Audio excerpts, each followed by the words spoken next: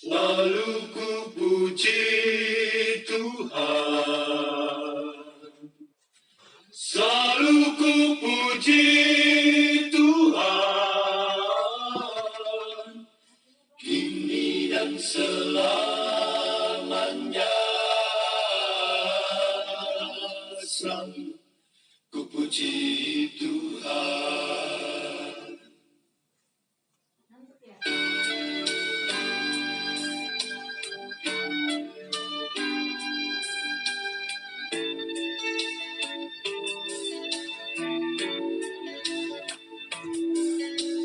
Ku bersyukur padanya,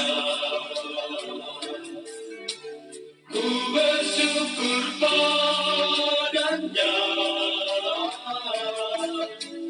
kini dan selamanya.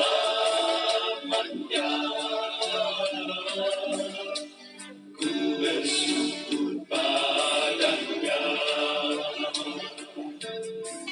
yang datang lepaskan hidupku dari dosa, tunjukkan padaku jalan hidup yang bakal, dan tinggal dalamku. Itulah sebabnya selalu ku puji Tuhan. Ku mengasihi Tuhan, ku mengasihi Tuhan, kini dan selamanya. Ku mengasihi Tuhan, yang datang lepaskan hidupku dari dosa, tunjukkan padaku jalan hidup yang bakal, dan tinggal dalamku. Itulah sebabnya selalu ku puji Tuhan, selalu ku puji Tuhan. Puji haleluya, nyanyilah semua, padukanlah suara, kita memuji Tuhan. Oh, pujilah dengan riang dalam sukacita surgawi, bawa damai yang kau rasakan ke seluruh dunia. Oh, pujilah dalam Roh Kudus yang memenuhi kita semua. Kami mengasihimu Bapa, Anak, Roh. Biar Indonesia percaya. Puji haleluya, nyanyilah semua, padukanlah suara, kita memuji Tuhan.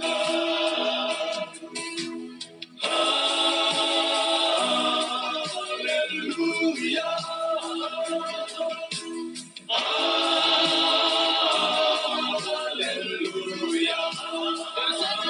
puji Tuhan.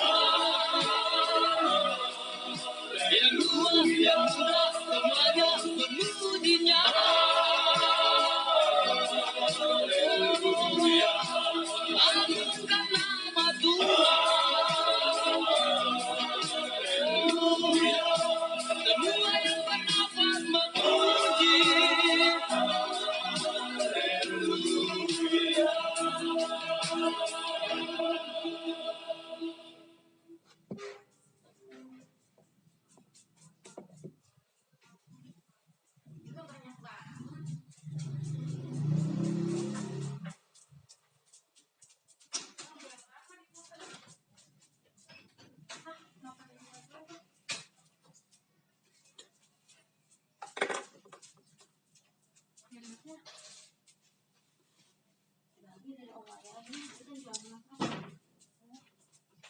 Baik, selamat malam.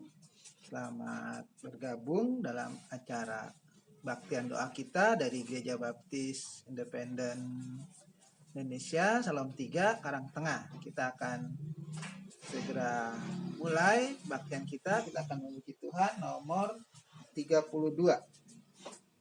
Nyanyian kita nomor 32.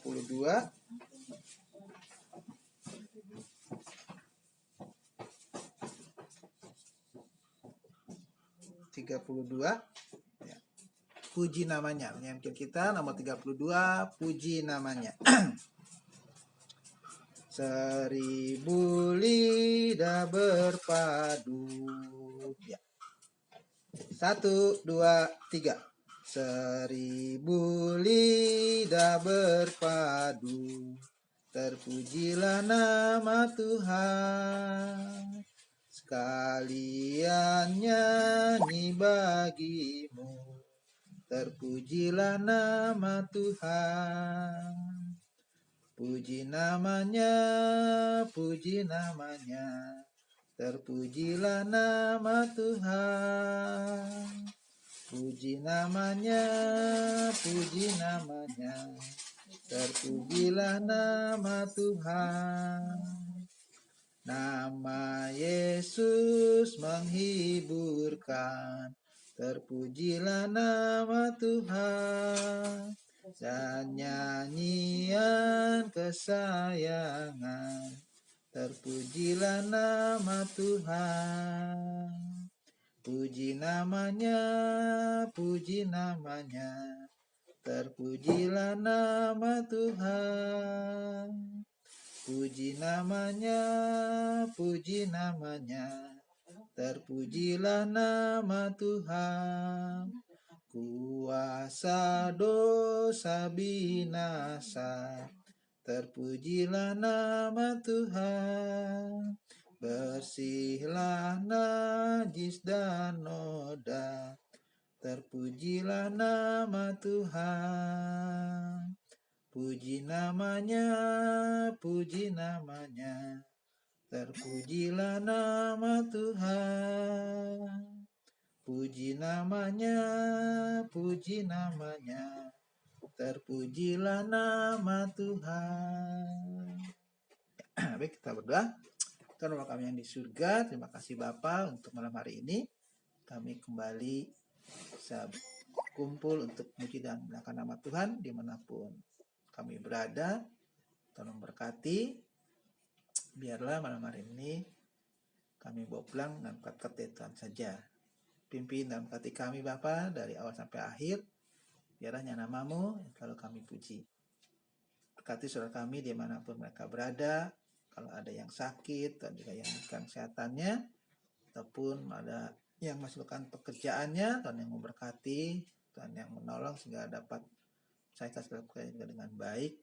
Berkati juga mereka yang mungkin tidak bisa ikut di dalam live streaming pada malam hari ini dan akan mengikuti pada jam-jam yang lain. Biar Engkau yang memberkati mereka semua. Terima kasih Bapa, dan nama anak Yesus Kristus Tuhan bersama kami berdoa. Amin. Baik, kita buka satu pujian lagi. Nomor 23. Nomor 23 dari nyanyian pujian kita nomor 23. Pujilah Yesus yang mulia. Nomor 23, pujilah Yesus yang mulia. Pujilah Yesus yang mulia. Ya, 1, 2, 3. Pujilah Yesus yang mulia, berkuasa namanya, berkuasa namanya. Sujudlah hai malak surga, nobatkan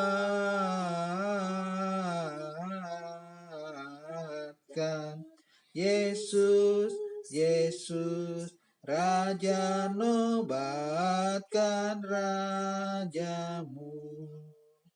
Hai bangsa kudus miliknya, tebusan darahnya, tebusan darahnya. Anugerah Allah, pujilah, nobatkan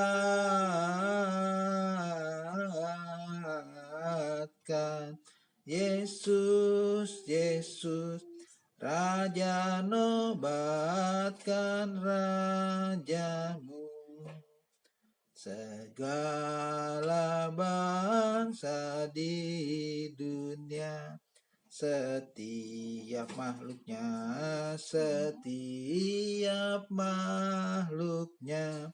gemakan puji kuasanya, nobatkan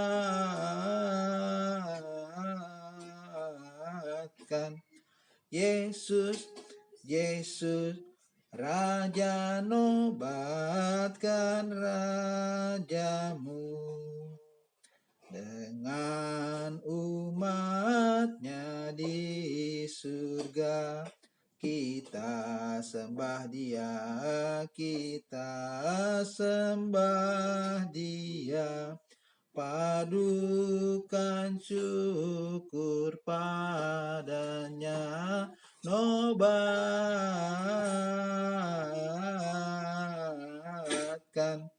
Yesus, Yesus, Raja, nobatkan Rajamu. Ya. Baik, kita akan buka firman Tuhan. Malam hari ini firman Tuhan dari Bilangan pasal 21. Ya. Bilangan pasal 21 dari Perjanjian Lama. Jadi dari salah satu kelima Taurat Musa, ya. Jadi salah satunya adalah Bilangan.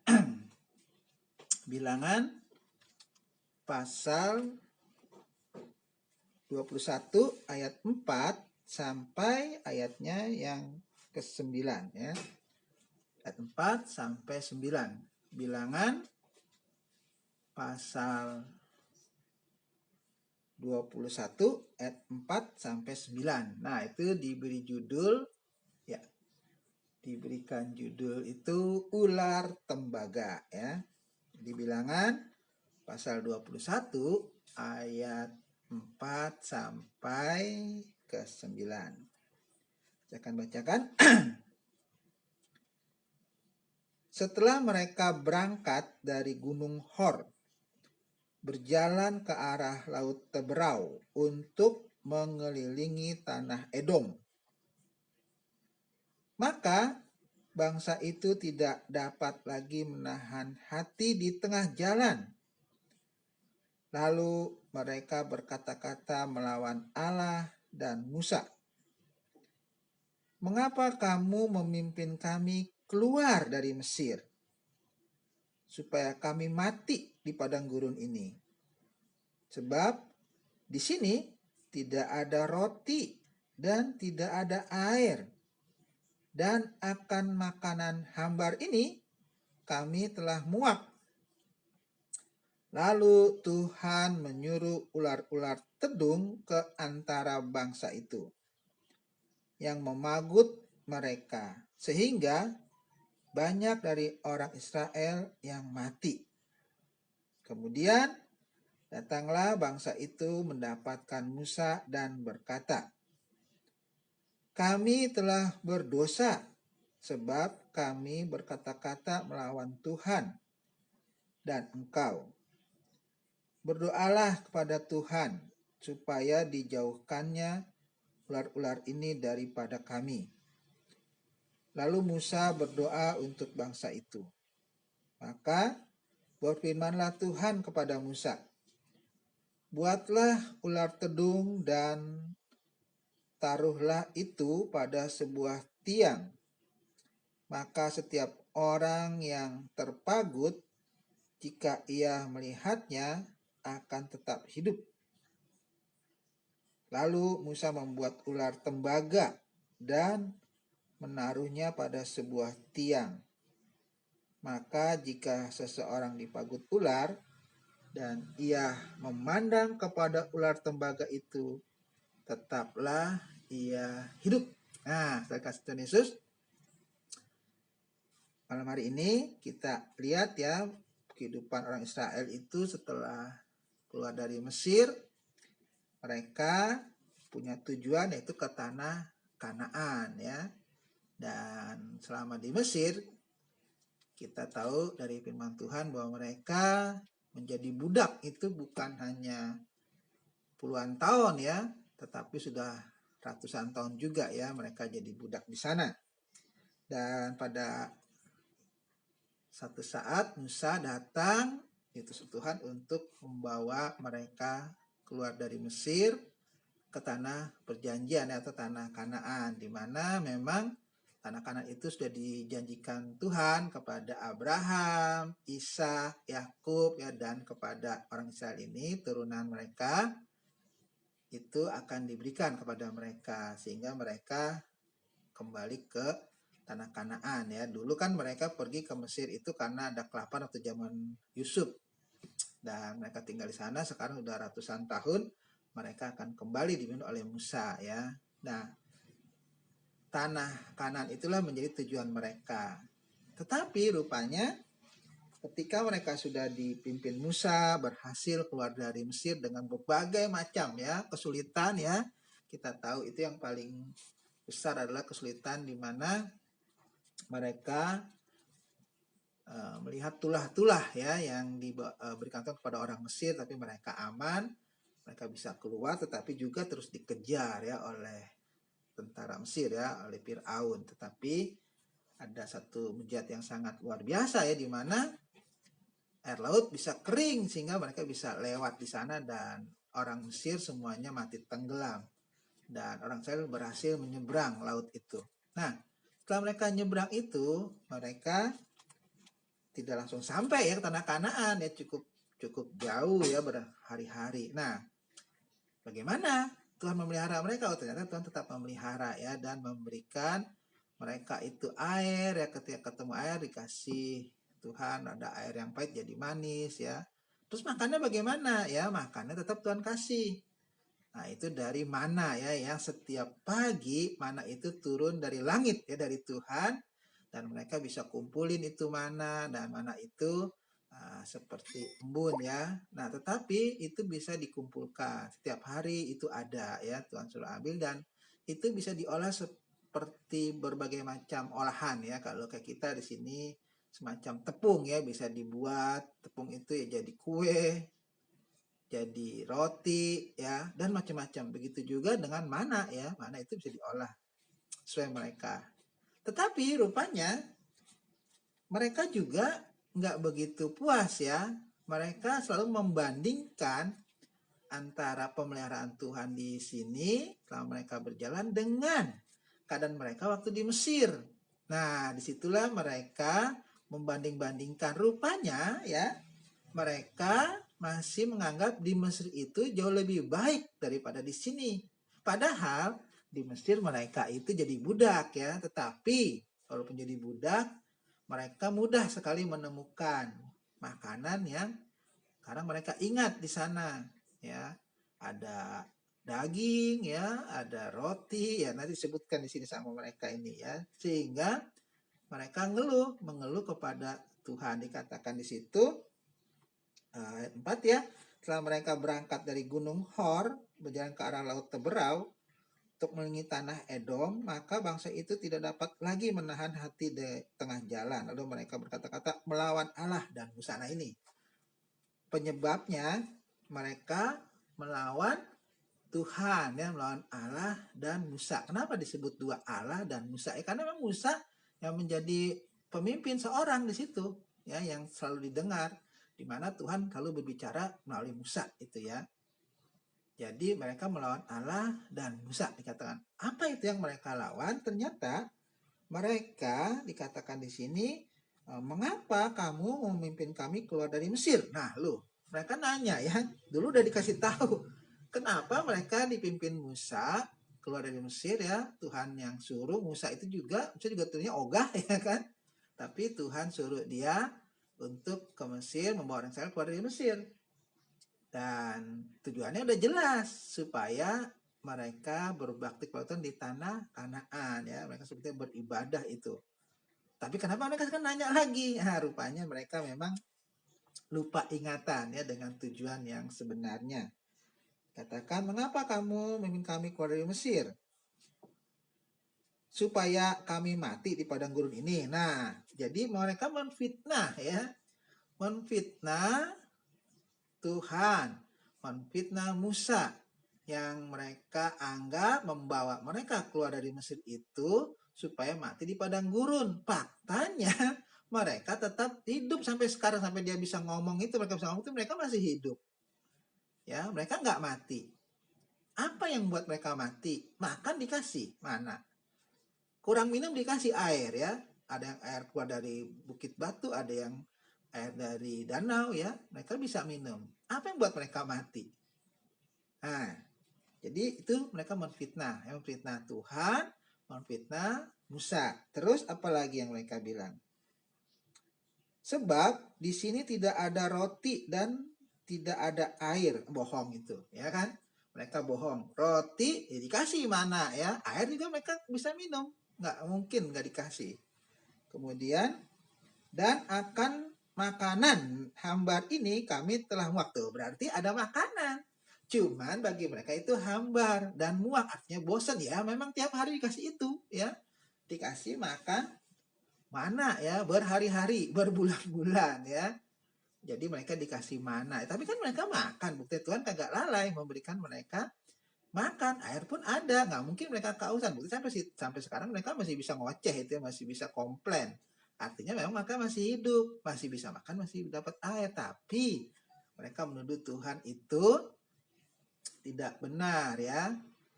Menuduh bahwa Tuhan membawa mereka keluar dari Mesir itu hanya supaya mereka mati di padang gurun. Padahal tujuannya adalah supaya mereka beribadah kepada Tuhan, dan Tuhan memelihara, ya, dengan memberikan mana, memberikan juga air minum kepada mereka.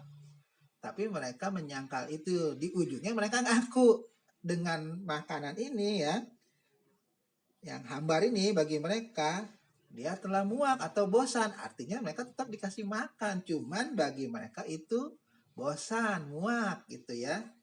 Jadi mereka menuduh yang tidak baik. Mereka mau Tuhan memberikan kepada mereka itu sesuai dengan keinginannya, ya, bukan sesuai dengan apa yang Tuhan pelihara kepada mereka. Sehingga akibat mereka ngomong begitu, katakan lalu Tuhan menyuruh ular-ular tedung ke antara bangsa itu, ya, yang memagut mereka, sehingga banyak dari orang Israel yang mati. Nah, itu, ya, akibat mereka melawan Tuhan, ya.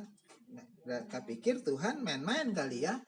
Nah, Tuhan gampang aja suruh ular, ya, ular tedung itu ke antara mereka. Nah, rupanya ular itu memagut, menggigit, dan bisa mengakibatkan mati, ya. Lupa ular tedung itu juga berbahaya, ya. Ya, biasanya bisanya itu kan yang berbahaya. Dan di antara mereka dikatakan mereka sehingga banyak dari antara Israel yang mati, banyak loh, bukan 1-2 orang yang mati. Jadi banyak yang mati. Nah, itu, ya, akibat mereka memfitnah Tuhan, menuduh Tuhan membawa mereka dari Mesir ke padang gurun itu untuk membunuhnya di padang gurun. Mereka menyangkal bahwa Tuhan memelihara dengan memberikan makanan dan air hanya karena nggak sesuai, ya, dengan keinginan mereka, sehingga mereka menganggap Tuhan nggak beri makan, padahal Tuhan kasih makan tiap hari, dia Tuhan kasih air. Dan Tuhan marah, ya kan. Nah, Tuhan marah, Tuhan menyuruh ular ke tengah-tengah mereka, ular tedung itu, dan memagut mereka. Sehingga tidak sedikit yang mati dikatakan. Nah, itu ya, jadi pelajaran buat kita tuh. Ya, jadi jangan suka memfitnah Tuhan ya.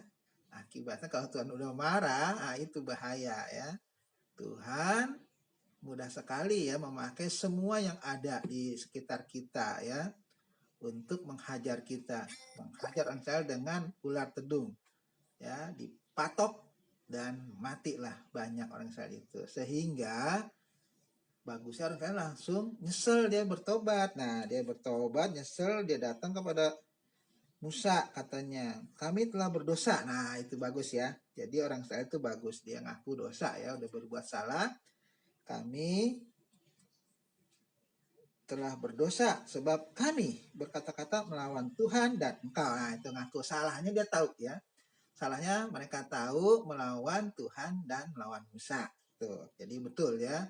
Jadi pertobatannya ini betul ya, bagus orang Israel itu ya bertobat, bagus itu. Kemudian dia mereka berdoalah kepada Tuhan supaya dijauhkannya ular-ular ini daripada kami.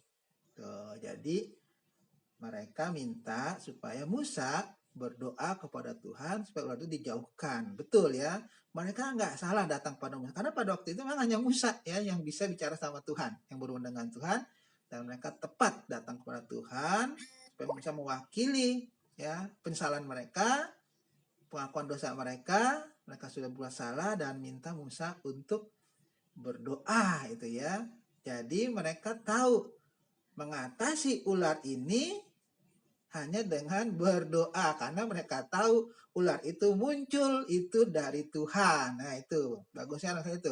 Mereka tahu ular ini muncul dari Tuhan. Kenapa? Karena mereka melawan Tuhan dosanya, dan mereka sudah ngaku, dan mereka hanya minta ya bahwa ular itu bisa dikalahkan bukan dengan cara digebuk ya kan? Bukan dengan cara diusir atau dibakar, tapi dengan cara berdoa. Yang mendoakan juga Musa itu ya, bukan mereka sendiri. Karena memang itu zaman itu ya memang Musa ya yang menjadi wakil Tuhan. Dan mereka minta pada Musa. Kemudian apakah Musa nggak mau? Marah, tersinggung gara-gara gara-gara dituduh memfitnah. Nah, ternyata enggak ya. Kemudian Musa berdoa, lalu Musa berdoa untuk bangsa itu ya. Jadi Musa memenuhi permintaan mereka ya, Musa berdoa untuk bangsa itu ya. Dan doanya didengar Tuhan. Kemudian Tuhan suruh Musa, maka berfirmanlah Tuhan pada Musa, buatlah ular tedung dan taruhlah itu pada sebuah tiang, maka setiap orang yang terpagut jika ia melihatnya akan tetap hidup. Nah, aneh lagi nih cara Tuhan ya. Tadi Tuhan hanya menyuruh ular ya untuk ke tengah mereka dan memagut ya orang satu mati. Sekarang Tuhan menyuruh Musa membuat ular ya. Artinya Musa membuat patung ular. Nah, ini apakah buat patung itu salah? Nggak salah ya. Buat patung boleh, tapi yang nggak boleh habis dibuat disembah. Nah, itu yang nggak boleh ya. Kalau buat patung boleh ya. Orang kan bakatnya macam-macam. Ada yang bisa musik ya, ada yang bakatnya bisa bernyanyi, ada juga orang bakatnya bisa pahat ya, seperti orang-orang di Bali itu atau orang-orang yang di Jawa Tengah ya. Nah, boleh ya buat patung. Sini Musa boleh buat, tapi yang nggak boleh habis dibuat disembah, nggak boleh. Ini Musa buat ular tembaga ya, katakan sini. Lalu Musa membuat ular tembaga dan menaruhnya pada sebuah tiang. Tuh, jadi Musa suruh buat ular, dia buat dari tembaga dan lalu dibuat di tiang ya. Jadi harus dibuat di atas tiang. Tiang itu ya di atas tinggi itu ya. Dan untuk apa? Nah, Tuhan bilang situ ya. Maka setiap orang yang terpagut jika ia melihatnya akan tetap hidup. Nah, tuh. Jadi orang yang udah digigit ular, kalau orang tersebut melihat patung ya atau ular tembaga yang dibuat Musa, mereka lihat, Tuhan bilang akan tetap hidup walaupun sudah digigit ular ya. Jadi obatnya biasanya kalau kita lihat orang digigit ular kan itu kemudian disedot itu ya, lukanya itu, terus dilepein itu ya kalau kita di film-film. Tapi ini nggak perlu, hanya mereka cukup memandang ular yang dibuat Musa itu, ular tedung dari tembaga itu, dan Tuhan katakan mereka akan tetap hidup itu. Jadi nggak perlu pakai obat-obat ya. Nah, itu yang ngomong Tuhan, bukan Musa ya. Kemudian, ya, maka jika sedang dipagut ular, ya, sebuah tiang maka jika sedang dipagut ular dan ia memandang kepada ular tembaga itu, tetaplah ia hidup. Dan betul, ya, ketika selesai Musa membuat dan orang Israel memandang ular yang dibuat Musa itu, dan walaupun mereka sudah digigit ular tedung, tapi ketika dia memandang kepada ular yang dibuat Musa itu, dia tetap hidup. Nah, itu ya, dan itu betul ya, mereka tidak ada lagi yang mati ya, yang memandang. Tapi kalau yang nggak mau ya, nggak percaya ya mati ya. Jadi yang memandang kepada ular itu tetap hidup ya. Nah, itulah cara Tuhan. Tuhan yang menyuruh ular tedung ke tengah-tengah orang Israel dan memagut sehingga mereka mati. Dan Tuhan juga yang menyuruh orang Israel nggak perlu cari obat kemana-mana, cukup memandang ular yang dibuat Musa dari tembaga itu, dan mereka memandangnya, mereka akan tetap hidup itu. Jadi itulah obatnya ya dari Tuhan, cukup memandang. Nah, dari peristiwa itu kita bisa belajar, dan Tuhan Yesus pernah mengutip peristiwa ini di dalam Yohanes pasal 3. Katakan, sama seperti kita lihat ya, Yohanes pasal 3 ya. Yohanes pasal 3, kita lihat di sini ya.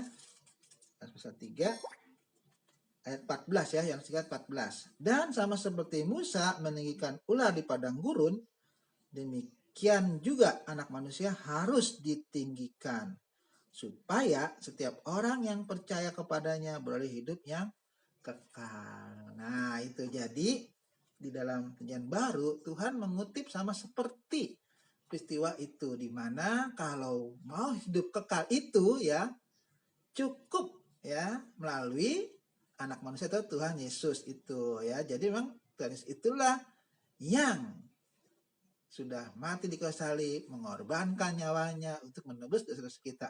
Kita cukup percaya ya kepada Tuhan Yesus, seperti orang Israel percaya kepada firman Tuhan, di mana ketika mereka sudah dipagut ular, ketika mereka memandang ular yang dibuat oleh Musa itu, mereka tetap hidup. Ingat, yang menyembuhkan mereka itu bukan ular tembaganya ya, tapi Tuhan ya yang sudah berfirman, kalau kamu memandang ular yang dibuat Musa itu, kamu tetap hidup. Begitu juga sama ya. Yang menghapus dosa kita itu bukan kita sendiri, tapi ketika kita percaya kepada Tuhan Yesus, kita dosanya dihapuskan ya. Bukan perbuatan baik kita nggak ada usaha apa-apa, cukup ya. Seperti orang tua memandang kepada orang tua kita, cukup percaya kepada Tuhan Yesus sebagai Tuhan dan Juru Selamatnya. Nah, dia akan menghapuskan dosa-dosa kita. Dan dikatakan akan beroleh hidup yang kekal itu ya. Jadi itu ya. Jadi mau hidup kekal ya jangan nggak percaya sama Tuhan Yesus, ya harus percaya kepada Tuhan Yesus sebagai Tuhan dan Juru Selamat ya.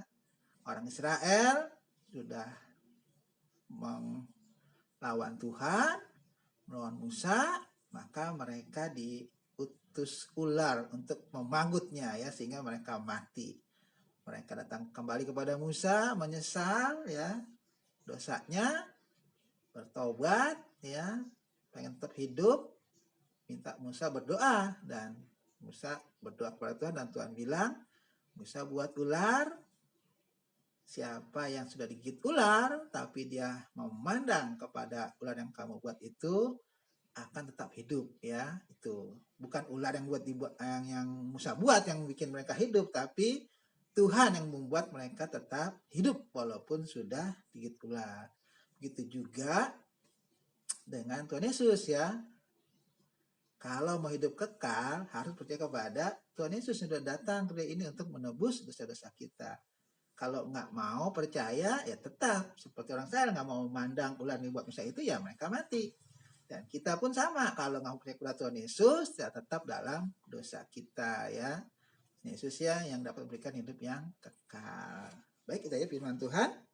Sebelum kita berdoa, kita akan kembali memuji Tuhan. Ya, kita akan buka lagu kita nomor sebentar. Ya, 79 ya, nomor 79. 79 hari Minggu, hari bangkitnya ya, nomor 79.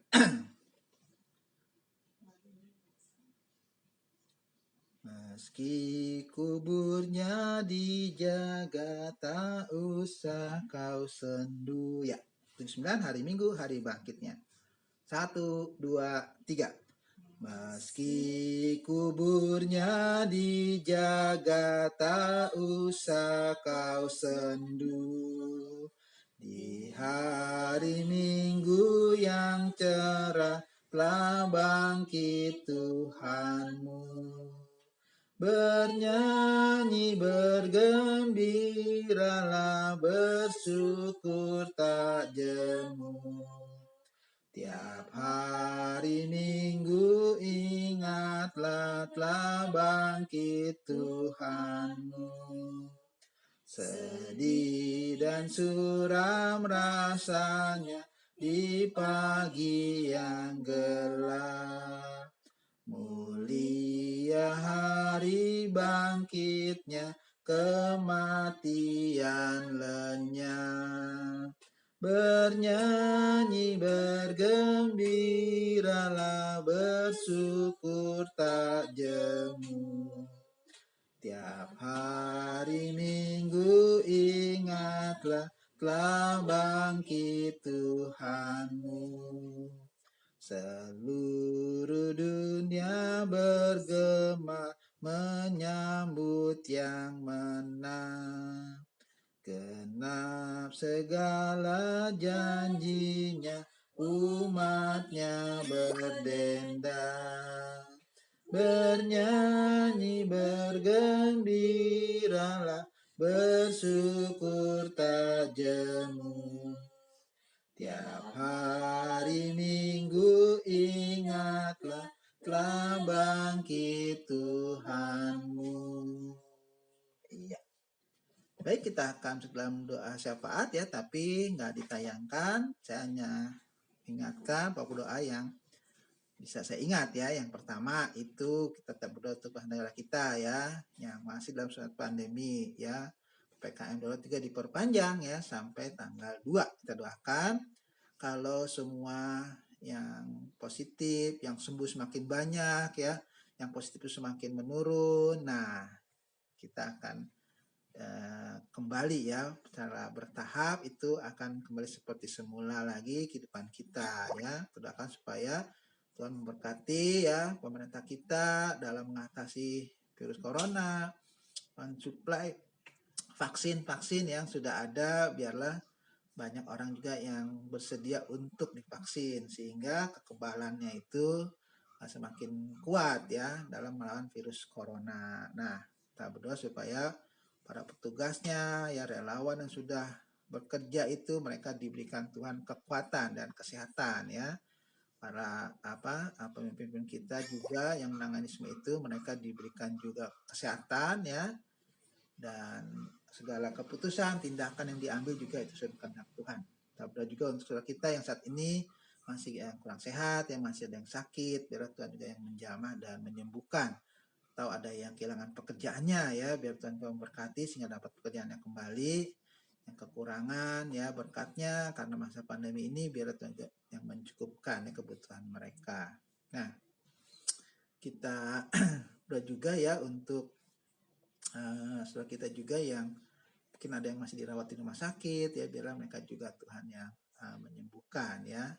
Kita berdoa juga untuk pelayan kita di Salom 2 Keduren, Purworejo ya, biarlah mereka juga dalam dengan Tuhan, dan rencananya minggu depan pun mereka mungkin akan mulai kebaktian offline ya, dengan protokol kesehatan di sana. Kita doakan supaya berjalan dengan baik.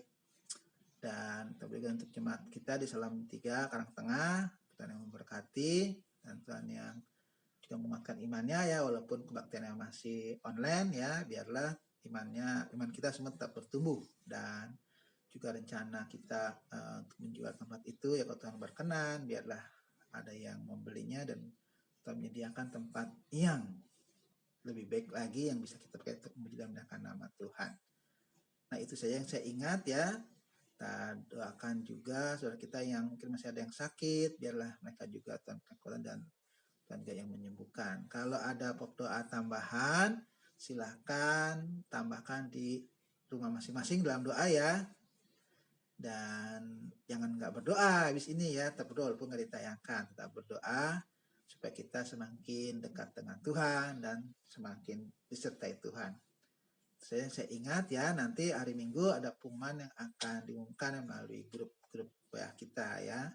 Saya ucapkan selamat malam, selamat berdoa, Tuhan memberkati.